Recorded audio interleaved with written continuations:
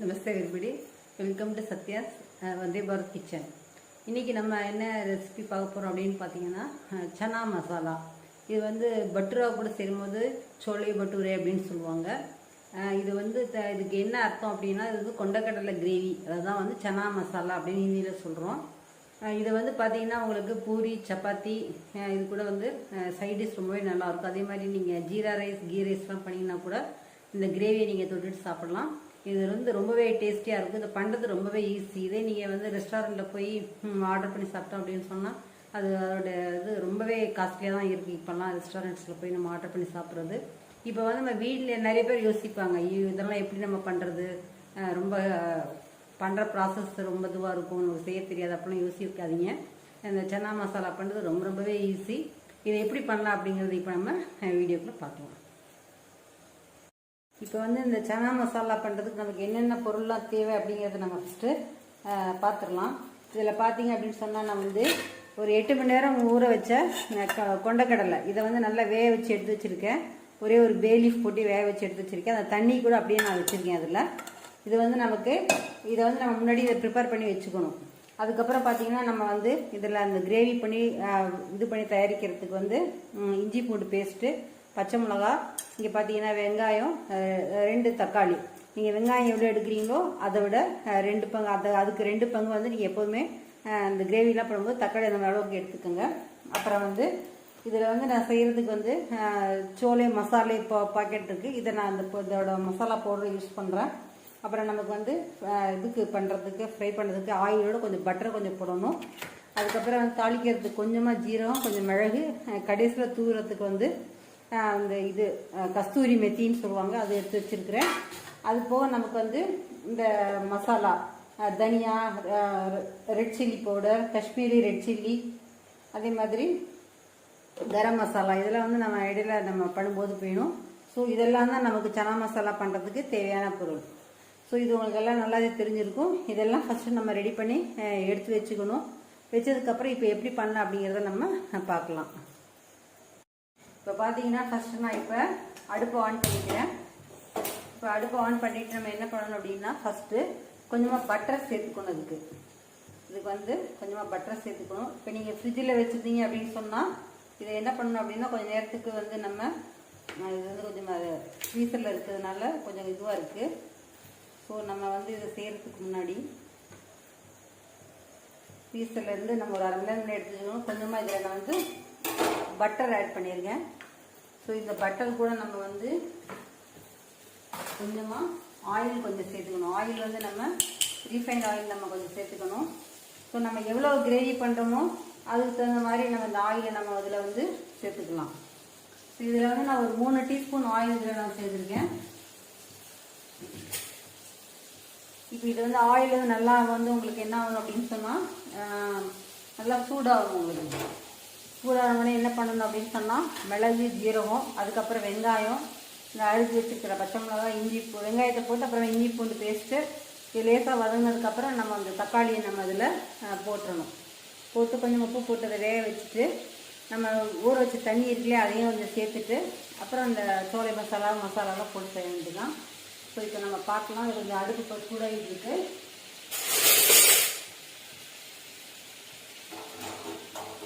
எப்போதுமே இந்த ஆயிலெலாம் சமையல்லாம் செய்யும்போது அந்த கரண்டியெல்லாம் பார்த்தீங்கன்னா ஈரப்பதம் இல்லாமல் இருக்கணும். சப்போஸ் அது ஈரமாக இருக்குது அப்படின்னு சொன்னால் நீங்கள் என்ன பண்ணலாம் அப்படின்னா இப்படி கொஞ்சம் நேரம் அப்படி கேஸில் காமிச்சிட்டிங்கன்னா அதோட அந்த ஈரப்பதமெல்லாம் போயிடும். ஸோ இப்போ வந்து இதை வந்து நம்ம ஒரு மீடியம் ஹையில் வச்சுக்கலாம். இப்போ நான் வந்து ஜீரகம் கொஞ்சம் மிளகு நான் அதில் போடுறேன். 2 பச்சை மிளகா அதில் போட்டுடுறேன். இப்போ இதில் வந்து வெங்காயம் சேர்க்குறேன்.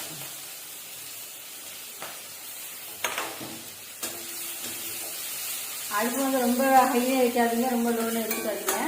இப்படி ஒரு மீடியம் ஹையில் வச்சுக்கோங்க.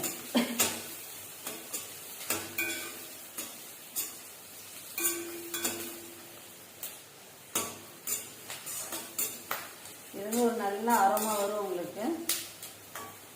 இது வந்து வெங்காயம் பார்த்தீங்க அப்படின்னு சொன்னால் ஓரளவுக்கு கோல்டன் ப்ரௌன் வர வரைக்கும் நம்ம கொஞ்சம் லேசாக வந்து நம்ம நல்லா ஃப்ரை பண்ணிக்கணும். உங்களுக்கே தெரியும் ஒரு நல்ல ஆர்வமாக வந்துட்டு இருக்குது. இல்லை ஸோ இந்த ஸ்டேஜில் என்ன பண்ணுங்க, முதல்ல வெங்காயத்தை போடுங்க, அதுக்கப்புறமா இஞ்சி பூண்டு பேஸ்ட் போடலன்னா தீஞ்சு போயிடும். இப்போ இதில் வந்து நான் இஞ்சி பூண்டு பேஸ்ட் இதில் நான் போட்டுட்ருக்கேன். ஸோ நீங்கள் எந்த நார்த் இந்தியன் டிஷ் பண்ணாலும் அந்த இஞ்சி பூண்டு பேஸ்ட்டு, அப்புறம் வந்து கரம் மசாலா, தனியா பொடி, ஜீரா பொடி, இதெல்லாம் வந்து கண்டிப்பாக இருக்கணும். அது மாதிரி பிரியாணி இலை, கஸ்தூரி ரொட்டி, இதெல்லாம் வந்து பேசிக் இன்க்ரீடியன்ஸ். இதெல்லாம் எப்போதும் வச்சுட்டிங்கன்னு சொன்னால் நமக்கு நார்த் இந்தியன் டிஷ் பண்ணுறது ரொம்ப ஈஸியாக இருக்கும். ஸோ இது எவ்வளோ நேரம் நம்ம அப்படியே ஃப்ரை பண்ணணும் அப்படின்னு பார்த்தீங்கன்னா, இதோட அந்த பச்சை வாசனை கொஞ்சம் போகணும். அந்த இஞ்சி பூண்டுல இருக்குது பார்த்தீங்களா, இதோட ஒரு பச்சை வாசனை அதில் போகணும். ஸோ அதனால் கொஞ்சம் நல்லாவே கொஞ்சம் டீப் ஃப்ரை பண்ணிக்கணும். இல்லாட்டினா நமக்கு வந்து அது ஒரு மாதிரி இந்த ஸ்மெல் வந்துகிட்டே இருக்கும்.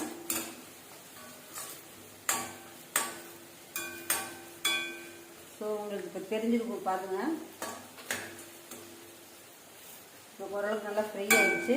இப்போ இந்த ஸ்டேஜில் வந்து நான் என்ன பண்ணுறேன் அப்படின்னா, அந்த தக்காளியில் வந்து சேர்க்குறேன்.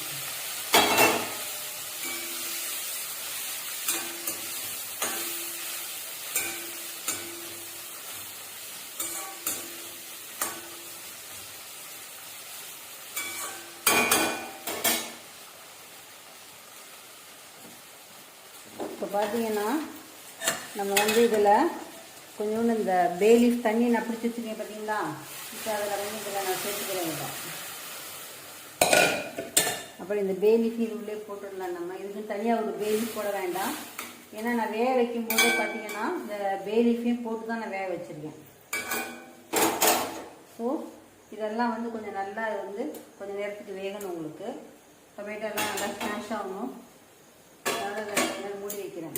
சிலர் என்ன பண்ணுவாங்க அப்படின்னா, அந்த டொமேட்டோ வந்து நல்லா மிக்சியில் அரைச்சி ஒரு கிரேவி மாதிரி பண்ணிவிட்டு அதுக்கப்புறமா வந்து அதை யூஸ் பண்ணுவாங்க. இது வந்து நான் இது வந்து கொஞ்சம் குயிக்காக நம்ம ஈஸியாக செய்கிற ஒரு மெத்தடு. அப்புறம் என்ன பண்ணணும்னா, இது நம்ம ஆற டயத்துக்குள்ளே கொஞ்சமாக என்ன பண்ணிக்கணும் அப்படின்னா, இந்த கொண்டக்கடலை இருக்குது பார்த்தீங்களா, இந்த கொண்டக்கடலையை வந்து நம்ம கொஞ்சம் கொண்டக்கடலையை ஸ்மாஷ் பண்ணி வச்சுக்கணும், அந்த ஒரு கிரேவியோட திக்னஸ் வர்றதுக்கு. ஸோ இது கொஞ்சம் நம்ம வெயிட் பண்ணுற வரைக்கும் நம்ம இதை வந்து ஸ்மாஷ் பண்ணிக்கலாம்.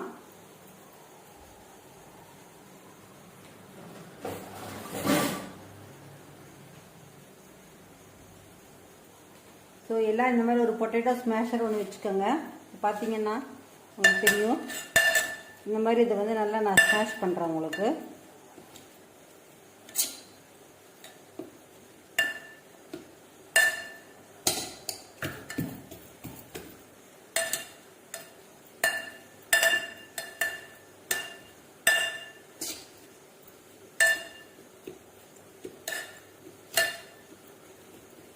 பார்த்தீங்கன்னா திரும்பி 1-2 பால் நல்லா நம்ம அதை ஸ்மாஷ் பண்ணிட்டோம். ஸோ இது வந்து எப்படி இருக்கட்டும் ஒரு இடத்துல.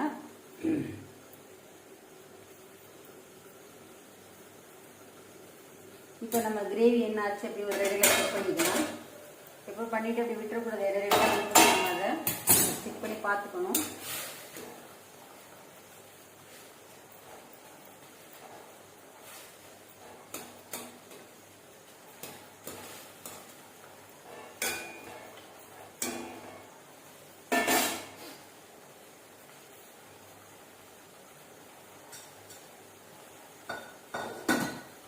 இப்போ நான் வந்து இதில் இந்த கிரேவிக்கு தேவையான அளவுக்கு கொஞ்சம் உப்பை நான் போட்டுக்கிறேன். அதில்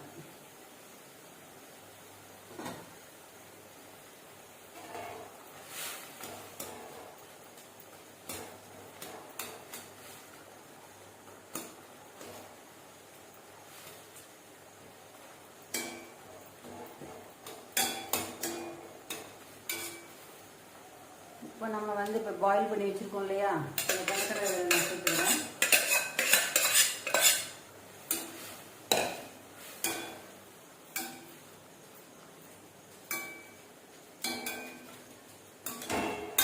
இதை போட்டுட்டு இப்போ நம்ம வந்து வேக வச்ச கொண்டக்கடலை பார்த்தீங்களா, அதையும் போட்டுக்கலாம்.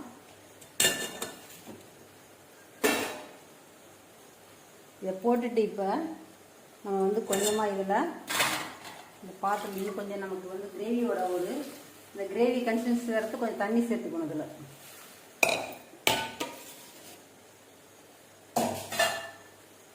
இப்போ நம்ம என்னென்ன மசாலா சேர்க்கணுமோ அந்த மசாலா எல்லாத்தையும் சேர்க்கலாம்.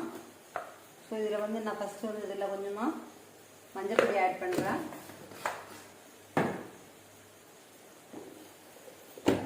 அப்புறம் வந்து இந்த நார்த் இந்தியன் மசாலாஸில் நம்ம என்னென்ன சேர்க்கணும் அப்படின்னா இந்த தனியா பொடி இருக்குது பார்த்தீங்களா, இது வந்து 1 டீஸ்பூன் நமக்கு சேர்த்தா போதும். இது வந்து நமக்கு எவ்வளோ நம்ம சமைக்கிறோமோ அதுக்கு அந்த மாதிரி இது போட்டுக்கோங்க. அது ஒரு கலர் கொடுக்கறதுக்காக கொஞ்சமாக வந்து ரெட் சில்லி பவுடர் நம்ம சேர்க்கணும். ஆல்ரெடி நம்ம மிளகாலாம் சேர்த்துருக்கோம், அதனால் அது இப்போ வேண்டாம் நமக்கு. இப்போ வந்து இதை நல்லா இது பண்ணி மிக்ஸ் பண்ணி விட்டுட்டு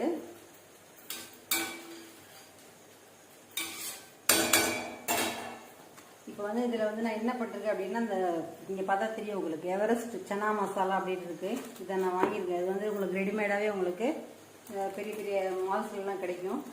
சனா மசாலா வந்து நான் ஒரு பெரிய இல்லை 1 டேபிள் ஸ்பூன் போடுறேன். 1 டீஸ்பூன் 1.25 டேபிள் ஸ்பூன் போடுறேன்.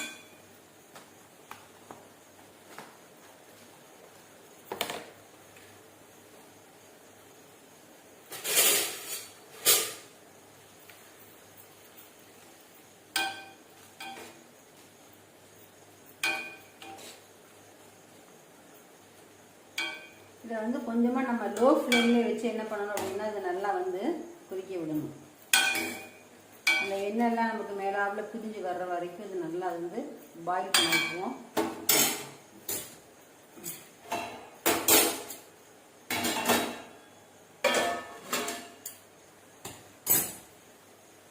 இது வந்து நல்லா ஒரு 5 நிமிஷமாவது நல்லா கொதிக்கணும். கொதிச்சதுக்கப்புறம் அதை இறக்கும் போது நம்ம இதில் வந்து என்ன பண்ணணும் அப்படின்னா, இந்த கஸ்தூரி மெத்தியும் கொஞ்சமாக கரம் மசாலாவும் போட்டுட்டு நம்ம இறக்கி வச்சிடலாம். அவ்வளோதாங்க, அந்த சோலை மசாலா முடிஞ்சது.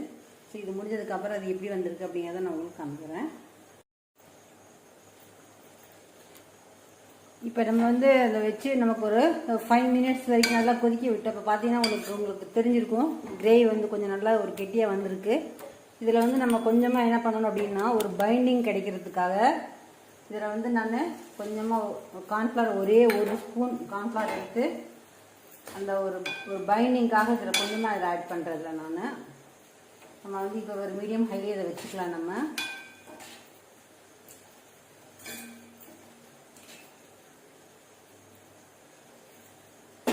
இதில் வந்து நம்ம டொமேட்டோ வந்து நம்ம கிரைண்ட் பண்ணி போடலை, அதனால் இந்த இது வர்றதுக்கு பைண்டிங் வர்றதுக்காக ஒரே ஒரு டீஸ்பூன் வந்து 1 டேபிள் ஸ்பூன் கார்ன்ஃப்ளவரை இப்போ தண்ணியில் மிக்ஸ் பண்ணி போட்டிருக்கேன். வார்ம் வாட்டரில் இல்லை, நார்மல் வாட்டரில் தான் நான் போட்டிருக்கேன்.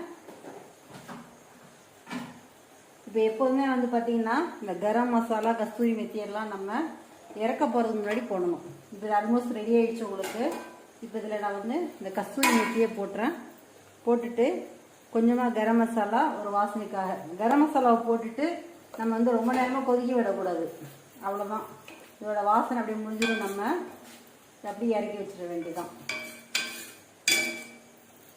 உங்களுக்கு தெரியும், இப்போ உங்களுக்கு இதை பார்த்தீங்கன்னாவே தெரியும் இதோட கன்சிஸ்டன்சி. இவ்வளோதான் நம்மளுடைய சனா மசாலா இப்போ ரெடி ஆகிடுச்சு.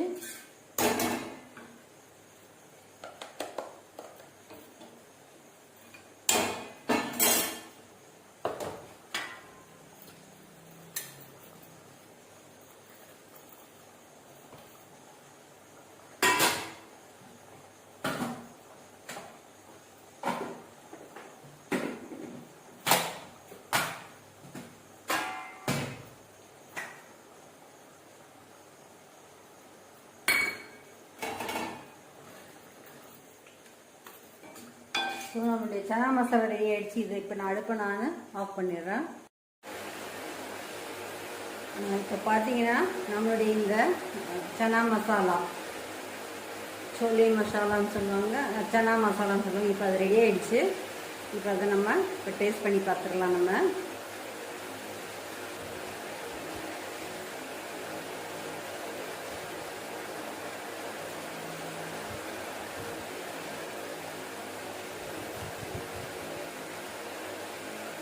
இந்த மசாலா வந்து நீங்கள் இந்த வின்டர் சீசனில் இந்த மாதிரி சனா மசாலா பூரி சப்பாத்தி கூட சாப்பிடும்போது அல்டிமேட்டாக இருக்குங்க டேஸ்ட்டு.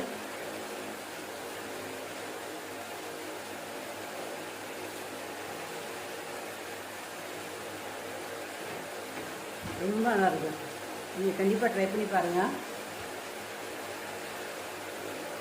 உங்களுக்கு நான் வந்து எப்போதுமே ஒவ்வொரு வீடியோலையும் நார்த் இந்தியன் ரெசிபிஸ் பண்ணோம் அப்படின்னு சொன்னால் அதுக்கான மீனிங்கும் உங்களுக்கு நான் சொல்லிட்டு வரேன். ஸோ இன்றைக்கி நம்ம வந்து பயன்படுத்திக்கிறது பார்த்திங்க அப்படின்னு சொன்னால் இதில் வந்து நம்ம கொண்டக்கடலை இதெல்லாம் பயன்படுத்தியிருக்கோம். சன்னா கிரேவி பண்ணுறதுக்கு கொண்டக்கடலை பயன்படுத்தியிருக்கோம். ஸோ கொண்டக்கடலை அப்படின்னா அதை வந்து தமிழில் வந்து ஹிந்தியில் சனா அப்படின்னு சொல்லுவாங்க. ஸோ கொண்டக்கடலை சனா, கொண்டக்கடலை சனா, கொண்டக்கடலை சனா. இதில் வெங்காயம் நம்ம யூஸ் பண்ணியிருக்கோம். வெங்காயம் அப்படின்னா பியாஜ் அப்படின்னு சொல்லுவோம். வெங்காயம் அப்படின்னா பியாஜ், வெங்காயம் பியாஜ். இப்போ வந்து இதில் நம்ம தக்காளி யூஸ் பண்ணியிருக்கோம். ஸோ தக்காளி அப்படின்னா டமாட்டர், தக்காளி டமாட்டர், தக்காளி டமாட்டர். ஸோ இந்த ரெசிபி நீங்கள் தெரிஞ்சுக்கிறதுக்கு நீங்கள் என்னுடைய சத்யாஸ் வந்தே பாரத் கிச்சன் யூடியூப் சேனலை கண்டிப்பாக லைக் பண்ணுங்கள், ஷேர் பண்ணுங்கள். ये सिर्फ कुकिंग वीडियो नहीं है बल्कि राष्ट्रीय एकता की ओर एक कदम आओ. ये सिर्फ कुकिंग वीडियो नहीं है बल्कि राष्ट्रीय एकता की ओर एक कदम आओ. Thanks for watching.